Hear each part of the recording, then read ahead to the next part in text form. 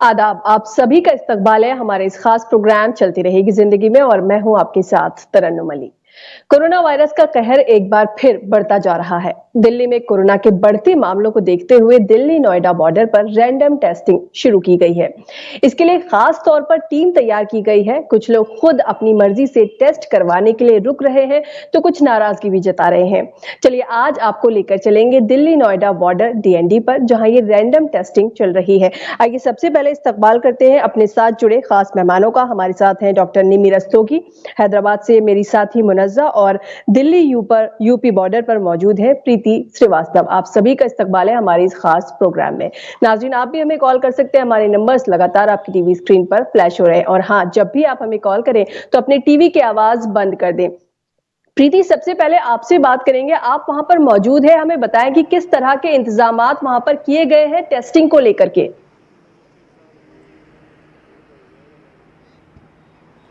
जी बिल्कुल, मैं बता दूं कि जिस तरीके से कोविड के केसेस लगातार बढ़ रहे हैं, पिछले दिनों कोविड को इसको कहा जा सकता है कि दूसरी तरीके का फेज था जिसमें बहुत तेज़ी से कोविड के केसेस बढ़े थे, और ख़ासतौर पे दिल्ली में। तो उसको देखते हुए यूपी प्रशासन ने ये आदेश दिया कि नोएडा से और दिल्ली से नोएडा जाने वालों की यहाँ पर रैंडम चेकिंग की जाएगी, कोविड की चेकिंग की जाएगी, एंटीजन से चेक यहाँ पर किया जाएगा, और जिनकी रिपोर्ट निगेटिव आती है उसको ही दिल्ली से नोएडा जाने की इजाज़त दी जाएगी। इस समय हम दिल्ली नोएडा डीएनडी बॉर्डर पे खड़े हुए हैं। आप देख सकती हैं हमारे पीछे कि यहाँ पर जो पुलिस के जो जवान हैं वो यहाँ पर तैनात हैं, और यहाँ पर गाड़ियों को रोका जा रहा है। और इसमें एक खास बात ये भी है कि उन गाड़ियों को रोका जा रहा है जिसमें एक से ज़्यादा लोग हैं। अगर एक अकेला आदमी सिंगल कोई सफ़र कर रहा है तो उसको नहीं रोका जा रहा है, लेकिन हाँ, अगर एक से ज़्यादा लोग हैं तो उनको रोका जा रहा है। रोकने के बाद यहाँ पर डॉक्टर्स की एक टीम तैनात की गई है, और डॉक्टर्स की टीम जो है वो यहाँ पर एंटीजन टेस्ट किया जा रहा है, जिसकी रिपोर्ट 15 मिनट में आ जाती है। और रिपोर्ट आने के बाद में जो लोग निगेटिव हैं उनको ही दिल्ली से नोएडा जाने की इजाज़त है। अगर इन केस कोई केस पॉजिटिव आ जाता है, तो अगर वो जो आदमी है जिसका केस पॉजिटिव आया है तो वो अगर नोएडा का रहने वाला है तो उसको नोएडा में क्वारंटाइन किया जाता है, और अगर वो दिल्ली का रहने वाला है तो उनको दिल्ली में क्वारंटाइन किया जाता है। यहाँ पर आप देख सकती हैं कि सिटी मजिस्ट्रेट जो नोएडा के हैं वो यहाँ पर खुद पहुंचे हुए हैं रैंडम चेकिंग के लिए। ये सिटी मजिस्ट्रेट का जो काफिला है वो यहाँ पर पहुंचा, और सर हमारे साथ मौजूद है सिटी मजिस्ट्रेट। सर से बात करने की कोशिश करते हैं कि क्या कहना है। सर ये बताइए, आप खुद यहाँ पर आए हुए हैं, स्थिति का जायजा ले रहे हैं, किस तरीके की व्यवस्था यहाँ पे आप लोगों ने की? नहीं, बॉर्डर पे हमारी टीम लगी हुई है, और जो ट्रेवल गाड़ी हैं या ऑटो रिक्शा या जो भी ट्रेवल, उनको वरीयता हम दे रहे हैं और उनको गाड़ी रोक करके उनको चेक करा रहे हैं। अगर से किसी का केस पॉजिटिव आता है तो उस केस में आप लोग क्या करें? नहीं, उसको हम पॉजिटिव आएगा तो उसकी रिपोर्ट आरटीपीसीआर के लिए जांच में जाएगा। उसके बाद हम उसके दिल्ली का रहने वाला तो दिल्ली को सूचित करेंगे, यूपी का है तो यहाँ एडमिट किया जाएगा। सर अगर पॉजिटिव आता है तो क्या उसको नोएडा में एंट्री नहीं मिलेगी, उसको वापस दिल्ली भेज दिया जाएगा? नहीं, दिल्ली ऐसा नहीं है। उसको उसकी जांच आरटीपीसीआर होगी, तब फाइनल सूचना होगी उसकी कि क्या हुआ उसका। हाँ, तो यहाँ पर आप पूरी डिटेल्स में। हाँ, उसका आरटीपीसीआर के बाद ही निर्णय होगा। सर यहाँ पे चेकिंग का टाइम क्या है कि कितने बजे से डीएनडी पे चेकिंग? टाइम 8 बजे से 5 बजे तक। 8 से 5। तो आपने देखा सिटी मजिस्ट्रेट खुद यहाँ पर आए हुए हैं और स्थिति का जायजा लेने, और साथ ही मैं आपको डॉक्टर्स की टीम के पास ले चलती हूँ जहाँ पर वहाँ पे चेकिंग की जा रही है। ये मेरे पीछे कैमरामैन से मैं कहूँगी कि आप दिखाएंगे कि यहाँ पे जो डॉक्टर्स हैं वो मौजूद हैं, पीपीपी किट पहुँच के तैनात है, और यहाँ पे जो गाड़ियाँ हैं इन गाड़ियों को रोका गया है क्योंकि इनमें एक से ज़्यादा लोग हैं। तो इन लोगों का अभी चेकिंग किया जाएगा, फिर उसके बाद जिस तरीके से इनकी रिपोर्ट्स आएगी उस हिसाब से इनका किया जाएगा कि इनको नोएडा में जाने की इजाज़त दी जाएगी या नहीं दी जाएगी। लेकिन तरन्नुम, यहाँ पे एक खास बात ये भी है कि कुछ लोग तो अपनी स्वेच्छा से जब गाड़ी रोकी जाती है तो टेस्ट करवा लेते हैं, लेकिन कुछ लोग टेस्ट करवाने के लिए रेडी नहीं हो रहे हैं। प्रीति, यहाँ पर आपसे जानना चाहेंगे, क्योंकि रैपिड टेस्टिंग हो रही है और 15 मिनट में उसके रिजल्ट्स भी आ जाते हैं, लेकिन कई बार इस तरह की रिपोर्ट्स सामने आई हैं जहां पर रैपिड टेस्टिंग हो रहा है और कई लोगों के रिपोर्ट्स नेगेटिव आए हैं, बावजूद उसके जो है बाद में वो लोग पॉजिटिव पाए जाते हैं। तो डॉक्टर्स का क्या कहना है कि किस तरह से और कितना कन्विंसिंग ये टेस्ट है और कितना निर्भर इन टेस्टों पर रहा जा सकता है? बिल्कुल तरन्नुम, यहाँ पे हमको समझना होगा कि जो हम रैपिड टेस्ट कर रहे हैं और एनटीपीसीआर कर रहे हैं, उन दोनों में फ़र्क क्या है। जो हम रैपिड टेस्ट करते हैं उसकी रिपोर्ट 15 मिनट में आ जाती है, लेकिन रैपिड टेस्ट में अगर आपका जो वायरस है, कोविड का जो वायरस है, अगर वो बहुत ज़्यादा है तो उस रैपिड टेस्ट में आपको वो वायरस आता है, तब आपकी रिपोर्ट पॉजिटिव आती है। लेकिन जो हम एनटीपीसीआर करते हैं उसमें अगर आपका माफ कीजिएगा आरटीपीसीआर जब हम करते हैं तो उसमें अगर कोविड का वायरस छोटा सा भी है, थोड़ा सा भी है, तो उस टेस्ट में आ जाता है। तो इसलिए बहुत बार ऐसा होता है कि जो हम ये एनटीपीसीआर जो टेस्ट करते हैं इसमें रिपोर्ट निगेटिव आती है, लेकिन जब हम आरटीपीसीआर करते हैं तो उसमें रिपोर्ट पॉजिटिव आती है। तो इसका यही कारण है कि अगर आपके पास आपका वायरस का जो संक्रमण है वो बहुत ज्यादा है तब तो इसमें एनटीपीसीआर में इसमें आ जाता है एंटीजन, लेकिन अगर नहीं होता है तो इस टेस्ट में नहीं होता है। तो ऐसी कंडीशन में बहुत बार ऐसा होता है कि जो लोग होते हैं जो कोविड पॉजिटिव होते हैं वो भी निकल जाते हैं, लेकिन यहाँ पर ये पॉसिबल बिल्कुल नहीं होगा प्रशासन के ऊपर कि आरटीपीसीआर यहाँ पे किया जा सके, क्योंकि जो उसकी रिपोर्ट है वो 24 घंटे में आती है। तो 24 घंटे में अगर रिपोर्ट आएगी तो यहाँ पर लोगों को इतना नहीं इंतजार करवाया जा सकता है, इसलिए प्रशासन ने फैसला लिया है कि नहीं करवाया जा सकता है। प्रीति, जैसे डीएनडी है यहाँ पर हर रोज हजारों लोग नोएडा से दिल्ली और दिल्ली से नोएडा जाते हैं, तो जब से टेस्टिंग हो रही है उसके बाद क्या इसमें कुछ कमी आई है?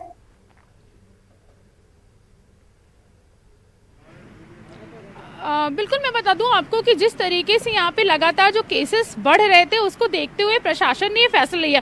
ये जो हमारे साथ सिटी मजिस्ट्रेट सर खुद भी मौजूद है, उन्हीं से पूछ लेते हैं कि क्या ये जो इन लोगों ने ये कोशिश की है, क्या इसके बाद क्या किस तरीके का रिजल्ट देखने को मिला है। सर ये बताइए कि जब से आप लोगों ने ये आदेश दिया है कि ये टेस्ट होगा, तब से क्या नोएडा में केसों की संख्या कम हुई है क्या? इस सावधानी के तौर पे हम लोग कर रहे हैं कि दिल्ली में जो बढ़ोतरी हुई है वैसा नोएडा और में और ग्रेटर नोएडा में बढ़ोतरी ना हो, क्योंकि दोनों शहरों का आवागमन आपस में बहुत ज़्यादा है। इसलिए काफ़ी चांसेस है कि हमारे यहाँ भी वैसी स्थिति हो सकती है, इसलिए हम लोग बॉर्डर में टेस्ट कर रहे हैं। संख्या कुछ कम हुई है क्या, मतलब इसका रिजल्ट कुछ पॉजिटिव आया है क्या? नहीं, उसके संख्या हमारी ना बढ़े इसलिए हम इसको बॉर्डर में टेस्ट कर रहे हैं।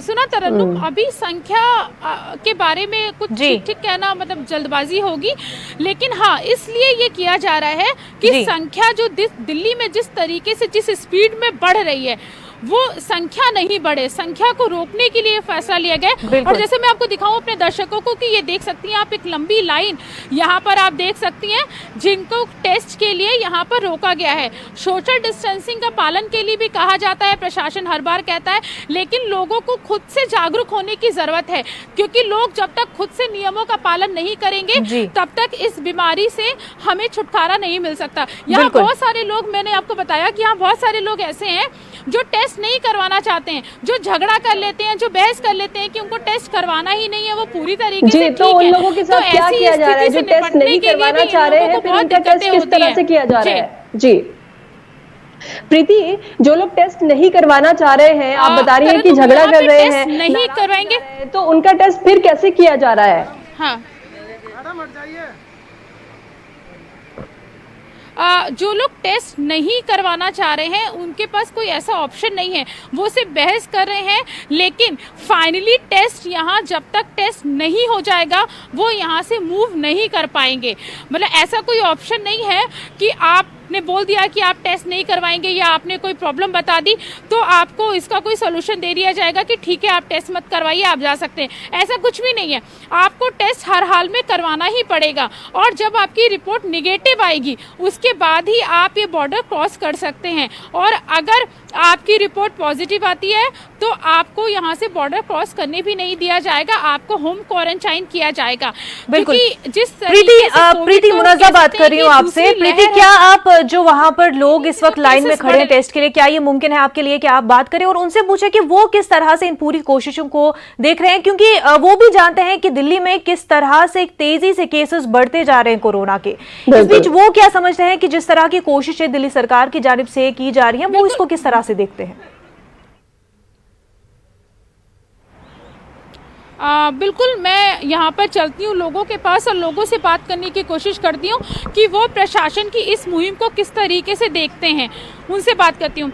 ये बताइए, आप लोगों का टेस्ट करवाया जा रहा है, आप प्रशासन की इस मुहिम को कैसे देखते हैं? I think that is good. Good है, हाँ अच्छा जी। है। लेकिन लोग यहाँ पे बहुत सारे हैं जो टेस्ट नहीं करवाना चाहते हैं, बहस करते हैं, झगड़ा करते हैं। वो आई थिंक उनको डर लग रहा है या जो भी सीन है ना, वो उनका लेकिन पर्सपेक्टिव प्रशासन है। का अच्छा फैसला है कि टेस्ट हो। हाँ मैम, किस तरीके से देखती हैं आप टेस्ट जो करवाया जा रहा है कि बॉर्डर क्रॉस नहीं करने दिया जाएगा? It's a really nice initiative by the government. Thank you. देखिए यहाँ पे ना छोटे छोटे बच्चे भी हैं। बेटा, किस तरीके से है? तो लोग टेस्ट करवाओगे अभी यहाँ पे? नहीं. क्यों टेस्ट क्यों नहीं करवाओगे? डर लग रहा है? Yes. जो टेस्ट नहीं करवाओगे तो प्रॉब्लम नहीं हो सकती है? टेस्ट करवाने में किस तरीके का डर है? मुझे डर है कि कुछ हो ना जाए. कुछ नहीं होता है, कुछ भी नहीं होता है। डॉक्टर्स ने बोला है कुछ नहीं होता है, टेस्ट होता है, फिर आप जा सकते हैं। ठीक है. तो ये छोटे बच्चे हैं जो डर रहे हैं, लेकिन हाँ टेस्ट करवाने के लिए तैयार हैं। अंकल, किस तरीके से देख रहे हैं आप प्रशासन की इस मुहिम को कि कोविड को इस तरीके से रोका जा सकता है? किस तरीके से देख रहे हैं? बेटे ये कहाँ रोका जा सकता है? ये तो अननेसेसरी तंग करे। बाकी सब जगह मार्केटों में देखो कितना बुरा हाल है। नहीं तो मार्केटों में भी तो मार्केट बंद करने के आदेश दिए गए हैं जहाँ पे भीड़ भाड़ है। लोग खुद सोशल डिस्टेंसिंग और मास्क का प्रयोग नहीं कर रहे हैं, तो प्रशासन कब तक कर लेगा जब आप लोग खुद अवेयर नहीं होंगे? नहीं, हम तो अवेयर हैं, हम क्यों नहीं है? अब हमारा अगर आया था, हम तो रहती नोएडा है। हाँ। देन वो कह रहे वापस जाना पड़ेगा, कहाँ जाएंगे हम लोग? नहीं, वापस नहीं। उन्होंने कहा है कि टेस्ट करवा के अगर आपका पॉजिटिव आएगा तो वापस जाना पड़ेगा। हाँ तो फिर कहाँ जाएंगे बताइए? हम रहते तो नोएडा में। तो होम क्वारंटाइन के, लेकिन अगर आप पॉजिटिव है और मार्केट में जाएंगे तो और लोगों को मार्केट फैलेगा। थोड़ा ना, हमारा घर है बेटे, हमारा घर में भी तो जाएंगे तो लोगों को फैलेगा ना अंकल। तो बेटे वो तो सेंटर में करने को कह रहे, अंदर नहीं जाने देंगे हम तो। वो इनका सुना यहाँ पर कि जी। यहाँ पर जो लोग हैं लोगों को समझाना भी थोड़ा मुश्किल है, थोड़ा क्योंकि मुश्किल है, लोगों जी। का ये कहना है कि अगर हम पॉजिटिव आ गए तो ये हमको जाने नहीं देंगे। बिल्कुल हमको ये प्रीति, जाने यहाँ नहीं पर हम देंगे, हम अपने डॉक्टर घर चले निमी जाएंगे। रस्तोगी हमारे साथ जुड़ी हुई है। डॉक्टर निमी, आपने सुना कि लोग जो है वो किस तरह से डर रहे हैं टेस्टिंग करने से, लेकिन बहुत अहम है टेस्ट करना भी, जानना भी, लेकिन लोग जो है बावजूद इसके अभी तक शायद उतनी ज़्यादा अवेयरनेस नहीं है। किस तरह से लोगों को ये समझाया जा सकता है कि टेस्ट करना काफ़ी इम्पॉर्टेंट है, ताकि जो हमारे घर वाले हैं और दीगर जो दोस्त रिश्तेदार है वो भी जो है इस कोरोना से बच सके? फ्री है। पैंडेमिक को कंट्रोल करने की जो ग्लोबल प्रोटोकॉल या गोल्ड स्टैंडर्ड टेक्निक है वो यही है कि पहले टेस्टिंग की जाए, फिर ट्रेसिंग की जाए, फिर आइसोलेशन किया जाए और मैनेजमेंट किया जाए। सो ये जो टेस्टिंग, ट्रेसिंग और आइसोलेशन और मैनेजमेंट की ये जो चेन है, ये सबसे पहले टेस्ट से शुरू होती है। तो जितने ज्यादा टेस्ट किए जाएंगे उतना ज्यादा हम इस बीमारी पर कंट्रोल ला सकते हैं। ये बात हम सबको समझ लेनी चाहिए। टेस्ट से हमें डरना नहीं चाहिए। टेस्ट अगर एडमिनिस्ट्रेशन खुद करा रहा है तो दो बातें, एक तो आपके पैसे बच रहे हैं, दूसरा आपको अपने कोविड स्टेटस के बारे में पता चल रहा है। कहीं ऐसा तो नहीं है कि आप एसिम्प्टोमेटिक हैं, आपको कोई लक्षण नहीं है, लेकिन फिर भी आपके अंदर जो कीटाणु हैं वो आपसे, आपके परिवार वालों या फैमिली या नेबर्स को लग सकते हैं। तो टेस्ट को बिना किसी खौफ के, बिना डरे हुए, बिना किसी मिसकंसेप्शन के सबको करा लेना चाहिए। अगर आपको सिम्टम्स हैं तो और ज्यादा जरूरी है कि आप इंसिस्ट करें कि मेरा RT-PCR टेस्ट करिए, बिकॉज रैपिड एंटीजन टेस्ट में सेंसिटिविटी तो हाई है, स्पेसिफिसिटी इतनी हाई नहीं है। यानी कि अगर ये टेस्ट पॉजिटिव आता है तब तो 98% ये पॉजिटिव ही है, लेकिन अगर ये टेस्ट नेगेटिव आता है तब भी 20 से 30% चांसेस ऐसे हैं कि हो सकता है पॉजिटिव हो, लेकिन आपका RAT टेस्ट पॉजिटिव नेगेटिव है। तो ये थोड़ा सा जान लें कि अगर RAT नेगेटिव है तो ये मतलब नहीं है कि आप नेगेटिव हैं, और ये अच्छे टेस्ट है, इनसे शरीर पे कोई नुकसान नहीं पहुंचता, इसके जरिए आपको कोई कीटाणु अंदर नहीं पहुंच सकते हैं। तो अगर आपको ये सुविधा मिल रही है तो जरूर करवाएं। इनफैक्ट दिल्ली में तो मार्केट एसोसिएशन हर जगह हो रहे हैं। डॉक्टर निमी, जैसे हमने देखा कि बहुत सारे लोग हैं वो नाराज हो रहे हैं इस तरह से टेस्ट करने पे और टेस्ट करवाने में घबरा भी रहे हैं, तो ये घबराहट किस वजह से? क्या अवेयरनेस की थोड़ी कमी है या क्यों लोग घबरा रहे हैं टेस्ट करवाने से? मेरे ख्याल से बात सीधे सीधे समझाई जाए तो अच्छा है। उनको ये कहिए कि एक छोटी सी अपनी एफर्ट से आप अपने आगे होने वाली बहुत सारी प्रॉब्लम्स को बचा सकते हैं। अगर बाय चांस अनफॉर्चुनेटली आपका टेस्ट पॉजिटिव है तो आप इस चेन को यही रोक सकते हैं। आपके आने वाले मतलब आपकी फैमिली में जो आपके कांटेक्ट में होंगे या आपके पड़ोसी होंगे उनको आप ये इन्फेक्शन नहीं देंगे। और ज्यादातर केसेस में ये माइल्ड इन्फेक्शन है, आप घर पे आइसोलेट होकर इसको ठीक कर सकते हैं। तो डरने की तो बिल्कुल जरूरत नहीं है जी। और अभी ये कह रहे हैं कि कोई फोर्स नहीं है, आपको जेंटली परसुएट कर रहे हैं कि आप करा लीजिए और अगर आपका पॉजिटिव आता है तो आपको उसी डिस्ट्रिक्ट में आपके घर में आइसोलेट करने के इंतजाम कर दिए जाएंगे। किसी तरह का कोई रिस्ट्रिक्शन ऐसी नहीं है कि आपको कुछ झेलना पड़ेगा या कोई जेल नहीं है या कोई ये टॉर्चर नहीं है। ये पहला स्टेप है आपकी सुविधा के लिए, आपको आगे आने वाली प्रॉब्लम से बचाने के बिल्कुल लिए। डॉक्टर निम्मी, यहाँ पर हमने ये भी सुना कि लोग कह रहे हैं कि कोरोना तो फैल रहा है, इसको रोका कैसे जा सकता है, इसको रोका नहीं जा सकता, ये तो फैल ही रहा है। तो ये जो एक बात लोगों के जहन में बैठ चुकी है कि एक तरह से कि क्या ही फायदा है, ये तो फिर भी फैल रहा है, इसको किस तरह से, इस जहनियत को किस तरह से बदला जा सकता है ताकि लोग जो है टेस्ट करवाएं और पूरे जो प्रिकॉशनरी मेजर्स है वो ले। जैसे मैंने कहा ग्लोबल स्टैंडर्ड्स यही कहते हैं कि testing is the first step, सबसे पहला कदम टेस्टिंग है।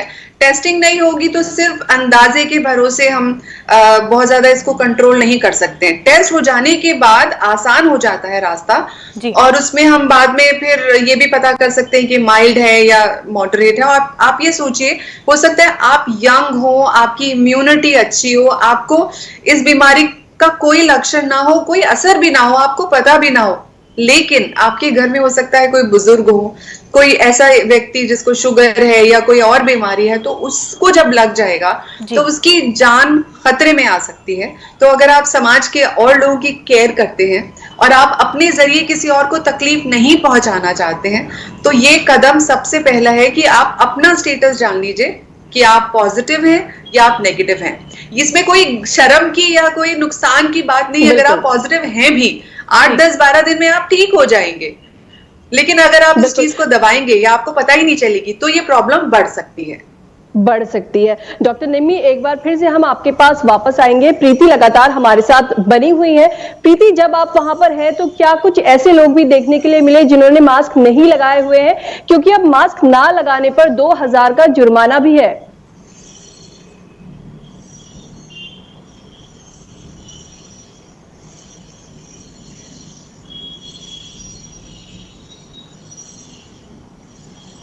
जी डॉक्टर निम्मी, आपको मेरी आवाज आ रही है? जैसे हमने देखा कि पहले लोग मास्क नहीं लगा रहे थे, थोड़े से उतने सीरियस नहीं थे, वो मास्क लगा भी रहे थे, तो इस तरह से लगा रहे थे कि वो सही तरीका नहीं है। अब क्योंकि मास्क लगाना जरूरी है और अगर आप नहीं लगाएंगे तो इसके ऊपर जुर्माना भी है, तो आपको क्या लग रहा है जो इस तरह से रैंडम टेस्टिंग हो रही है या मास्क ना लगाने पर जुर्माना लगाया जा रहा है, तो इससे क्या कुछ कमी आएगी केसेस में? लोग थोड़े अवेयर होंगे। बिल्कुल मास्क लगाना एक बहुत इंपॉर्टेंट कंपोनेंट है इस बीमारी के स्प्रेड को रोकने के लिए। आपने सुना होगा दिल्ली में इसका जुर्माना है 2000 कर दिया गया है। ना सिर्फ मास्क ना लगाने पर, अगर आप सोशल डिस्टेंसिंग मेंटेन नहीं करते हैं तब भी आप पे 2000 रुपए का एक जुर्माना होगा। अगर आप खुले में थूकते हैं, आप सोचिए अगर आप जर्म्स कैरी कर रहे हैं और आप थूक रहे हैं और उस थूक की वजह से जो वहां लोग खड़े हैं 10-12 लोग, उन पे वो कीटाणु पहुंचे तो कितना बड़ा अपराध आप कर रहे हैं। साथ साथ अगर आप गुटखा खा के थूक रहे हैं तो ये 4 चीजें ऐसी हैं। आपको अपनी सोशल ड्यूटी समझ के, आपको समझ लीजिए पेट्रियोटिज्म या देशभक्ति की भावना समझकर ये करना चाहिए कि ये जिम्मेदारी मैं अपने ऊपर लेता हूं कि मेरे कीटाणु और किसी को ना पहुंचे और किसी और के कीटाणु मेरे तक ना पहुंचे।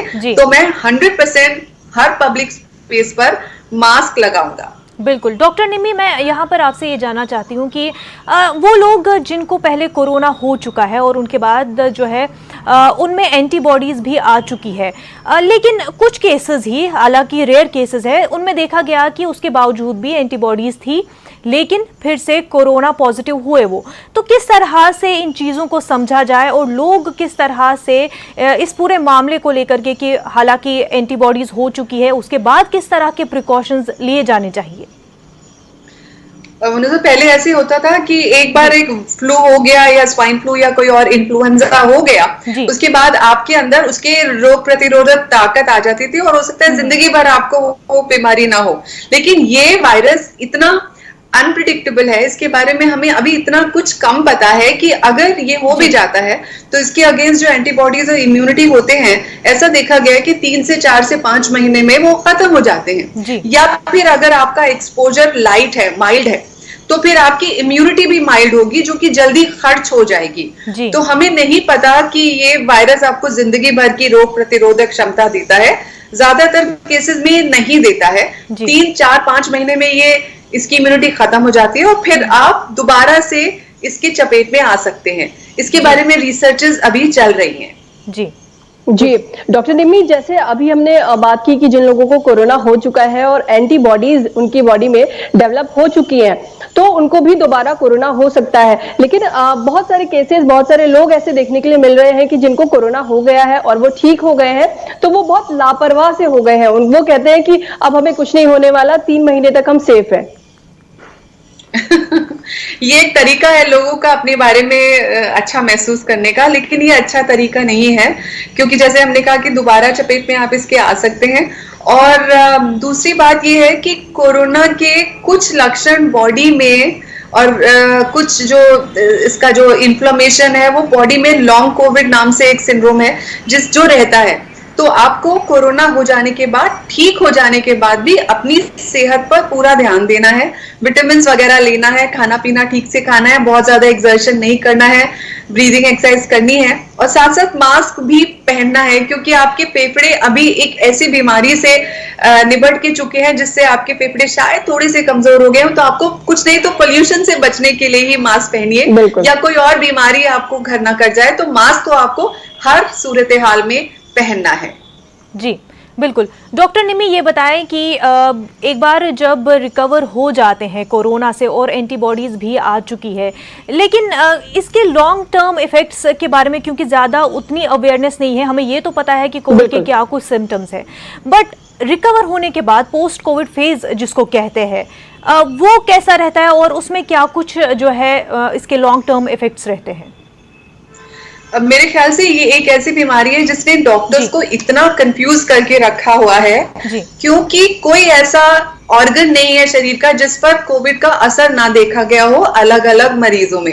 यानी कि दिल ले लीजिए आप, फेफड़ों को तो सबको पता ही है, गुर्दे पे असर पड़ता है, लिवर पे असर पड़ता है, खून के जमने की प्रक्रिया पे असर पड़ता है, आपकी प्रेगनेंसी अगर आपकी है तो होने वाले बच्चे पे असर पड़ता है, आपके दिमाग पे, आपकी मेमोरी पे, आपकी ब्रेन में, सब जगह असर पड़ता है। तो अलग अलग लोगों पे अलग अलग असर पड़ता है। अगर आप बुजुर्ग हैं, आपको पहले से कोई बीमारी है और पहले से आपका कोई अंग कमजोर है, तो वो अंग ज्यादा चपेट में आएगा। ये खून को गाढ़ा करता है ये बीमारी, और इसमें ये थ्रोम्बोटिक डिजीज है, तो इसमें थ्रोम्बोएम्बोलिज्म देखा गया है। और साथ ही ये एलर्जी कंपोनेंट भी है, इन्फ्लेमेशन कंपोनेंट है, थोड़ी बहुत सूजन रहती है लोगों को, मसल्स में कमजोरी आ जाती है, हर टाइम उनको थकान लगती है, ऐसे लगता है बस खड़े नहीं हो सकते। 2, 3, 4, 5 महीने में लोग नॉर्मल महसूस करते हैं। कुछ लोगों के फेफड़े परमानेंटली डैमेज हो जाते हैं, पल्मोनरी फाइब्रोसिस जिसे कहते हैं।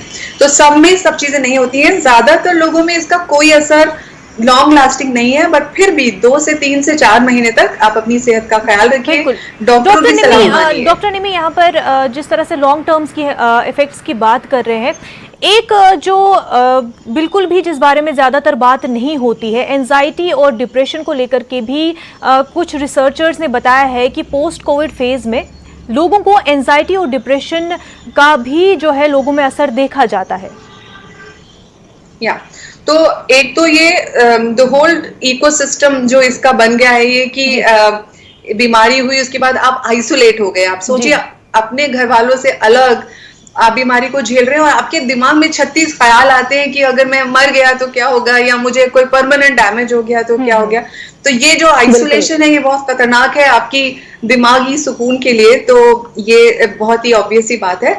इसके अलावा ब्रेन में भी कुछ ऐसे चेंजेस होते हैं जिससे आगे बुजुर्गों में मेमोरी लॉस देखा गया है, या स्ट्रोक की इंसिडेंस ज्यादा देखी गई है, या जो इमोशनल डिसऑर्डर्स हैं वो ज्यादा देखे गए हैं, एंजाइटी, डिप्रेशन, नींद नहीं आती है लोगों को, महीनों महीनों तक लोगों को नींद नहीं आती है।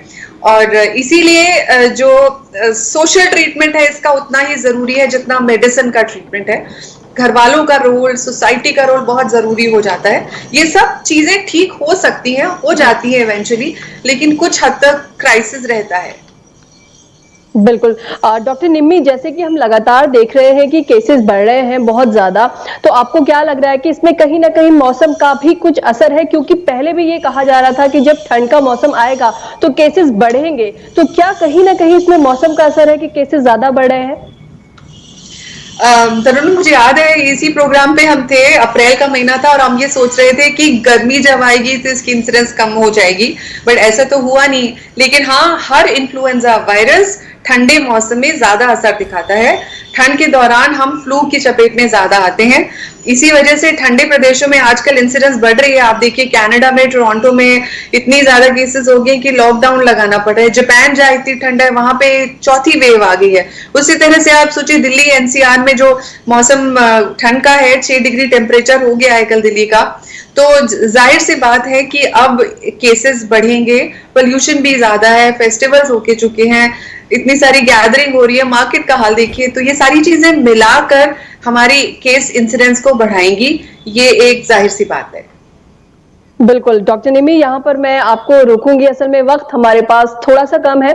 प्रीति लगातार हमारे साथ बनी हुई है, उन्होंने बहुत तमाम जानकारी हमें वहां से दी कि डीएनडी पर इसको लेकर के किस तरह के इंतजामात हैं। प्रीति, आपका हमारे साथ जुड़ने के लिए, तमाम जानकारी देने के लिए बहुत बहुत शुक्रिया डॉक्टर निम्मी, और मुनज़्ज़ा आपका भी हमारे इस प्रोग्राम में जुड़ने के लिए बहुत बहुत शुक्रिया। नाजरीन, फिलहाल हमें दीजिए इजाजत, आपसे फिर मुलाकात होगी, लेकिन आप तब तक सेफ रहिए और घर के बाहर बिल्कुल भी बिना मास्क के मत निकलिए, क्योंकि अब बिना मास्क घर के बाहर निकलने पर 2000 का जुर्माना है। तो सेफ रहिए, घर पर रहिए, एंजॉय करिए और खुश रहिए। आदाब।